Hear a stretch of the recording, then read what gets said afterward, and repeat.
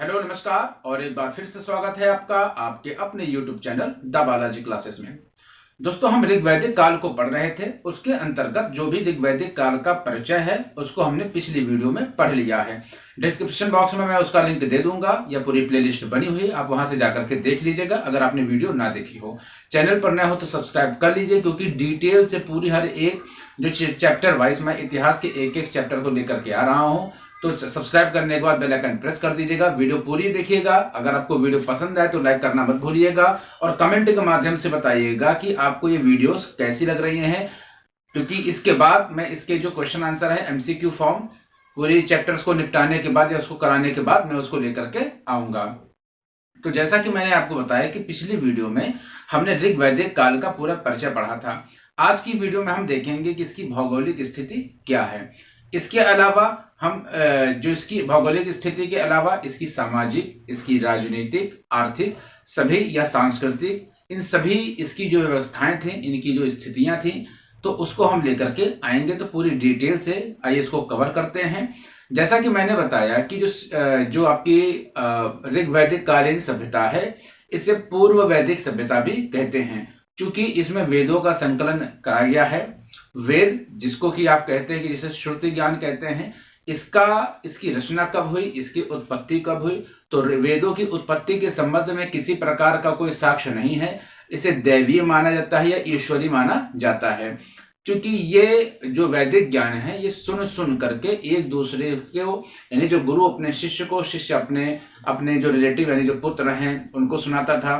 तो इस परंपरा के अनुसार ये जो सुन सुन के ज्ञान आगे बढ़ा और सुनने को कहते हैं श्रुति, तो उसे श्रुति ज्ञान भी कहा जाता है। तो ये जो ऋग्वैदिक काल है, इसमें मुख्य रूप से ऋग्वेद के अंतर्गत बहुत सारी बातें हैं, जिससे जो आर्य हैं, जिन्हें वैदिक कालीन सभ्यता का जनक या संस्थापक माना गया है, उनके विषय में पूर्ण जानकारी दी हुई है। तो मैंने आपको बताया कि जो पूर्व वैदिक सभ्यता या जो ऋग्वैदिक सभ्यता है, सिंधु घाटी सभ्यता के पतन के बाद, चूंकि इसके पतन की कोई, यानी सिंधु घाटी सभ्यता के पतन का कोई प्रत्यक्ष या प्रमाणिक जो साक्ष्य नहीं है, लेकिन हम ये मानते हैं कि किसी भी तरीके से जो भी परिवर्तन हुआ उसके बाद जो भी स्थितियां बनी, तो आर्य लोगों के द्वारा इस ऋग्वैदिक काल की स्थापना की गई। इसके अंतर्गत इनकी जो सभ्यताएं हैं, किस प्रकार से इन्होंने अपने आप को आगे बढ़ाया, किस तरीके के इनका जो नियम था, यानी किस तरीके से ये इनका जो जीवन शैली थी, इनकी सामाजिक आर्थिक क्या स्थितियां थी, उनके आधार पर पूरा वैदिक कालीन जो सभ्यता है उसके अंतर्गत जो भी विशेषताएं हैं उसको हम पढ़ेंगे। तो आइए समझ लेते हैं कि जो ऋग्वैदिक कालीन जो भौगोलिक स्थिति थी वो क्या थी। तो पिछली वीडियो में हमने बताया कि जो ऋग्वैदिक काल है वो आपका 1500 से, यानी 1500 से 1000 ईसा पूर्व या बीसी बिफोर क्राइस्ट का है। अब यहाँ पर ऋग्वैदिक काल 1500 से 1000 ईस्वी का है, इसके बीच का जो समय है उसे ऋग्वैदिक काल, और 1000 के बाद जो 600 ईस्वी पूर्व का जो समय है उसे उत्तर वैदिक काल कहते हैं। यहाँ जो ऋग्वैदिक काल है इसकी स्थापना की थी आर्यों ने, और आर्यों के विषय में जो तमाम मत हैं, अलग अलग विद्वानों के जो मत है कि आर्य कहां से आए, कहां के मूल निवासी थे, तो पिछली वीडियो में हमने उसको कवर कर लिया है। आज हम मुख्य रूप से इसकी भौगोलिक स्थिति को, यानी जो ऋग्वैदिक काल है इसकी भौगोलिक स्थिति को समझने की कोशिश करेंगे। ऋग्वैदिक काल के अंतर्गत हमें इसकी भौगोलिक स्थिति को, इसकी राजनीतिक स्थिति को, सामाजिक स्थिति को, इसके अलावा आर्थिक और धार्मिक जो भी इसकी स्थितियां हैं, एक एक करके हम सबको कवर करेंगे। तो जो भी भौगोलिक स्थिति है ऋग्वैदिक काल की, उसकी जानकारी हमें प्राप्त होती है ऋग्वेद से। इसकी जानकारी हमें ऋग्वेद से प्राप्त होती है। ऋग्वेद के अंतर्गत जो इसका पूरा भौगोलिक क्षेत्र है उसके विषय में अच्छे से जानकारी दी हुई है। इसके अलावा जो ऋग्वेद है, ऋग्वेद में इसकी भौगोलिक स्थिति तो दी हुई है। इसमें इसके अंतर्गत चारों समुद्रों, गंगा जी का 1 बार, यमुना जी का 3 बार, इसके अलावा जो मरुस्थल है उसको धन्व कहा गया है, मरुस्थल को धन्व कहा गया है।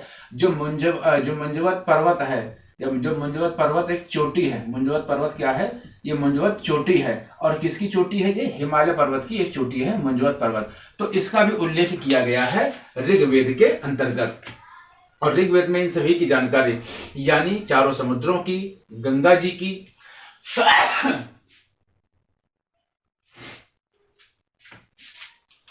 यमुना जी की 3 बार, गंगा जी की 1 बार। मरुस्थल को धन्व कहा गया। मुंजवत पर्वत चोटी जो कि हिमालय पर्वत की चोटी है, उसका भी इसमें जिक्र किया गया है ऋग्वेद के अंतर्गत। इसके अलावा जो भी पर्वत हैं, मरुस्थल हैं, मुंजवत पर्वत की जो चोटी है, वो पूरा उत्तर भारत की जो 42 नदियां हैं, उत्तर भारत की कुछ 42 नदियों का उल्लेख है ऋग्वेद के अंतर्गत, यानी उत्तर भारत की 42 नदियां।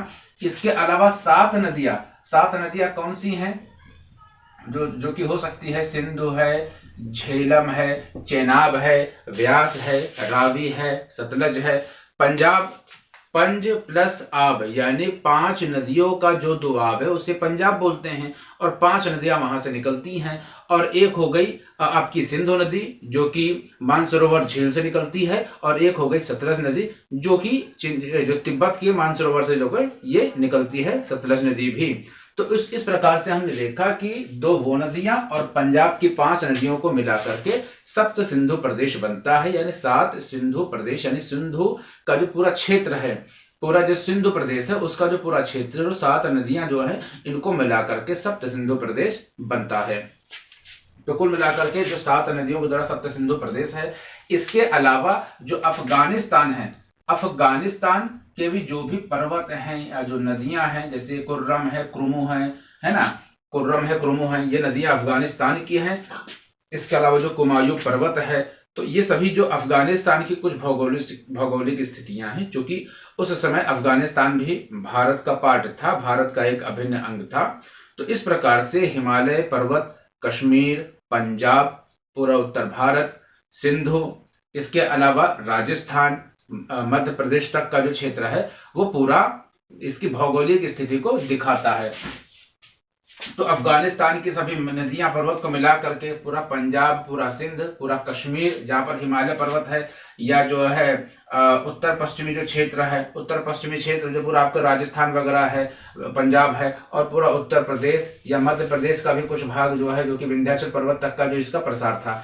तो ये उसकी, यानी ये जो पूरी ऋग्वैदिक काल की जो भौगोलिक स्थिति थी कि आर्य कहाँ कहाँ पर बसे होंगे, इस भौगोलिक स्थिति के अनुसार हमने आर्यों का स्थान को देखा होगा कि किस किस तरीके से वो बसे थे।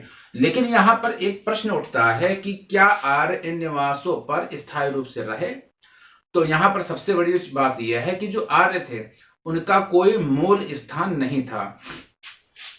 आर्य क्या थे? इनका कोई मूल स्थान नहीं था, आर्य का मूल स्थान नहीं था। तो क्या था? आर्य चूंकि पशुचारण करते थे और घुमंतु टाइप के थे, यानी ये इनका जो मुख्य व्यवसाय था वो पशु पालन था, पशु से रिलेटेड जो भी कार्य था वो इनका मुख्य कार्य था। इसके अलावा ये एक कबीले थे, ये कुछ जगहों पर रहते थे, पूरे पशुओं सहित, पूरी टोली सहित पूरे कबीला बसा करके रहते थे। इसके बाद ये उस जगह को छोड़ करके आगे बढ़ जाते थे। तो इस प्रकार से ये जो घुमंतु प्रजाति थी, आर्य एक जगह स्थायी रूप से नहीं रहते थे।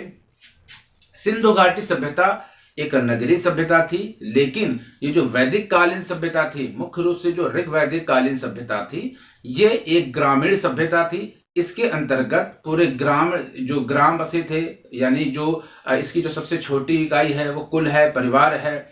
इसकी विश्व जो है, विश्व इसकी सबसे बड़ा इकाई है जो कई गांवों की इकाई है। तो कुल मिलाकर के इसकी जो सामाजिक स्थिति क्या है, इसको जब पढ़ेंगे तो उसको और डिटेल से पढ़ेंगे। अभी इसकी हम भौगोलिक स्थिति के बारे में पढ़ रहे हैं। तो मैंने आपको बताया कि अफगानिस्तान से लेकर के पूरा उत्तर प्रदेश, पश्चिमी उत्तर भारत, कश्मीर और इसके अलावा पंजाब, मध्य प्रदेश का जो विंध्याचल क्षेत्र है वहां तक, तो यहां तक इनका पूरा भौगोलिक विस्तार था आर्य लोगों का। तो अभी तक हमने पढ़ा कि इसकी भौगोलिक स्थिति के अंतर्गत हमने देखा कि ऋग्वेद से इसकी भौगोलिक स्थिति की जानकारी मिलती है। ऋग्वेद में ही हमें मालूम पड़ता है कि चारों समुद्रों की जानकारी दी है, गंगा जी का 1 बार, यमुना जी का 3 बार, और जो सिंधु नदी है, सिंधु नदी का सबसे अधिक उल्लेख किया गया है ऋग्वेद के अंतर्गत। इसके अलावा मुंजवत पर्वत चोटी है, मरुस्थल है जिसे धन्व कहते हैं। तो इंपॉर्टेंट ये है, सीधे एग्जाम में पूछा जा सकता है कि धन्व क्या है। ऋग्वैदिक काल या जो ऋग्वेद है उसके अंतर्गत धन्व किसे कहा गया है, तो मरुस्थल को कहा गया है। इसके अलावा जो भी यहाँ के पर्वत है, मरुस्थल है, जो मुंजवत चोटी है, उत्तर भारत की जो पूरी 42 नदियों का उल्लेख है ऋग्वेद के अंतर्गत। सप्त सिंधु प्रदेश है, जो 7 नदियों का प्रदेश है, उसका पूरा उल्लेख है। अफगानिस्तान की नदियों का उल्लेख है, पर्वत चोटियों का उल्लेख है। इस प्रकार से अफगानिस्तान लेकर के कश्मीर, हिमालय का पूरा क्षेत्र, उत्तर प्रदेश, उत्तर पश्चिमी भारत, राजस्थान, ये पूरा इसका भौगोलिक क्षेत्र था। इसके अलावा जो मैंने आपको बताया कि जो वैदिक सभ्यता थी, जो वैदिक आर्यों की जो सभ्यता थी, वो मूल रूप से ग्रामीण की सभ्यता थी। और जो सिंधु घाटी सभ्यता की सिंधु घाटी जो सभ्यता थी वो नगरीय सभ्यता थी। तो एक ही अंतर हो जाएगा, नगरीय सभ्यता सिंधु घाटी की थी और ग्रामीण सभ्यता थी वैदिक सभ्यता थी, आर्य लोगों की सभ्यता थी। सिंधु नदी का सबसे अधिक बार उल्लेख किया गया है और सिंधु नदी को हिरण्यनी का मतलब होता है, अगर इसको कहें तो इसको बोलते हैं सोना। तो इसको हिरण्यनी कहते हैं, सुवासा कहते हैं सिंधु नदी को, और उर्पावती भी कहते हैं, उर्पावर्ती भी कहते हैं सिंधु नदी को। इसके अलावा जो सरस्वती है, सरस्वती नदी को नदीतमा कहा गया। नदीतमा का जो अर्थ हो गया, ये हो गया कि सबसे पवित्र नदी, यानी सरस्वती को वैदिक काल की सबसे पवित्र नदी का दर्जा प्राप्त था। जो सरस्वती नदी थी इसे द्रश्वती नदी भी कहा जाता है। ये जो राजस्थान में जाकर के उसके ये लुप्त हो जाती है और उसके बाद इसे घग्गर भी कहा गया है। तो इतनी बातें हम याद रखें। अब हम कुछ ऋग्वैदिक कालीन नदियों के नाम को देख लेते हैं। जैसे आपकी ये जो नदी है, ये कुभा, तो एक तरफ ये प्राचीन नाम दिए हुए हैं, एक तरफ ये वैदिक कालीन प्राचीन नदियों के नाम दिए हुए हैं, और एक तरफ ये दूसरी तरफ ये दिया हुआ है इसके कुछ आधुनिक नदियों के नाम। जैसे आप देख सकते हैं यहाँ पर दिया हुआ है कुभा, तो ये कुभा क्या है, प्राचीन नदी का नाम है, और इसी नदी का आधुनिक नाम है काबुल, जो कि ये अफगानिस्तान की कुछ नदियां हैं। जैसे सुवस्तु, यह है स्वात नदी, प्राचीन नाम सुवस्तु, आधुनिक नाम इसका स्वात है। क्रुमो इसका प्राचीन नाम है और आधुनिक नाम है कुर्रम। गोमती, जो कि लखनऊ के किनारे बहता है, इस लखनऊ गोमती नदी के किनारे बहता है, तो इसका आधुनिक नाम है गोमल। वितस्ता, ये झेलम नदी, जो कि पंजाब की 5 नदियों में एक नदी है झेलम, तो वितस्ता इसका प्राचीन नाम है। अस्किनी, इंपॉर्टेंट, सभी नाम इंपॉर्टेंट, आपसे एग्जाम में सीधे पूछ सकते हैं कि किस प्राचीन नदी का आधुनिक नाम क्या है। तो आधुनिक नाम और प्राचीन नामों को एक साथ हम देख लेते हैं। अस्किनी, जिसका जो प्राचीन नाम है अस्किनी और आधुनिक नाम है चेनाब। परुष्णी, रावी नदी है। इसी पुरुषणी नदी या परुष्णी नदी के जो किनारे 10 राग युद्ध, जो कि ऋग्वेद में दिया हुआ है 10 राग युद्ध, इस 10 राग युद्ध का उल्लेख किया गया है कि 10 राजाओं के मध्य ये जो रावी नदी या परुष्णी नदी के किनारे युद्ध हुआ था, जिसमें 5 आर्य और 5 अनार्य जो लोग थे उनके बीच में युद्ध हुआ था, जिसके अंदर जो सुदास था वो जीत गया था। तो यही वही परुष्णी नदी है जो ऋग्वैदिक कालीन परुष्णी नदी, इसका आधुनिक नाम है रावी। इसके अलावा विपाशा, जो कि व्यास नदी है, और शतुद्री, जो कि तिब्बत के मानसरोवर से बहती है ये सतलज नदी, और सिंधु नदी में आकर के यह मिल जाती है। तो सिंधु नदी, इसके अलावा जो 5 पंजाब की नदियां हैं, वितस्ता, अस्किनी, परुष्णी, विपाशा और शतुद्री, सिंधु और सतलज, ये सब मिला करके जो है 7 नदियों का निर्माण करते हैं, जिसे सप्त सिंधु प्रदेश कहते हैं। और ये 5 नदी सिंधु नदी में जाकर के, ये 5 नदी जो कि पंजाब की 5 नदियां हैं, ये सिंधु में जाकर के मिल जाती हैं। इस प्रकार से जो 7 नदियों का ये पूरा प्रदेश सप्त सिंधु प्रदेश कहलाता है। इसके अलावा एक जो नदी है वो है सदा नीरा नदी, इसे बोलते हैं गंडक नदी। द्रश्वती, जिसे घग्गर भी बोलते हैं, आधुनिक नाम इसका घग्गर है। और जो मैंने आपको बताया था कि जो ईरान का एक ग्रंथ था, ईरान का एक ग्रंथ है जिसका नाम था जेंद अवेस्ता। जेंद अवेस्ता, इस जेंद अवेस्ता के अंतर्गत जो सरस्वती नदी को द्रश्वती नदी कहा गया है।